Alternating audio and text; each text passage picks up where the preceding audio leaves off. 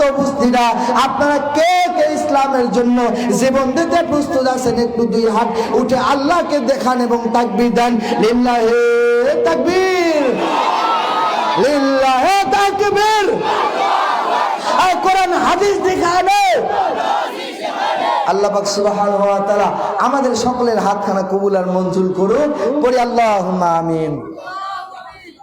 সম্মানিত উপস্থিতি, এজন্য ইসলামের বিরুদ্ধে কেউ যখন কোনো কথা বলবে তখন রাগ হওয়ার দরকার আছে না নাই?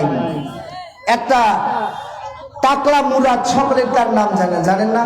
বাংলাদেশ প্রধানমন্ত্রীকে আমরা সকলেই ধন্যবাদ জানাই যে এরকম একজন বেয়াদবকে তিনি বহিষ্কার করে দিয়েছেন। বলে আলহামদুলিল্লাহ।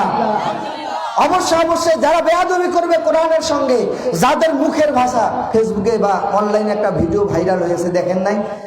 এই টাকলা কার সাথে কি অপকর্ম করেছে সব প্রকাশ পাচ্ছে।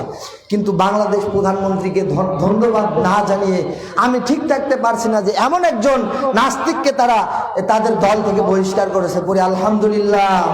আমরা সকলে এর বিচার চাই। তাকে তো দল থেকে বহিষ্কার করা হয়েছে, এখন আমরা তার বিচার চাই। কেননা যারা কোরআনের বিরুদ্ধে কথা বলবে, এই যুগে যারা আদিম যুগে যারা কোরআনের বিরুদ্ধে কথা বলেছিল, নমরুদ টিকতে পারে নাই।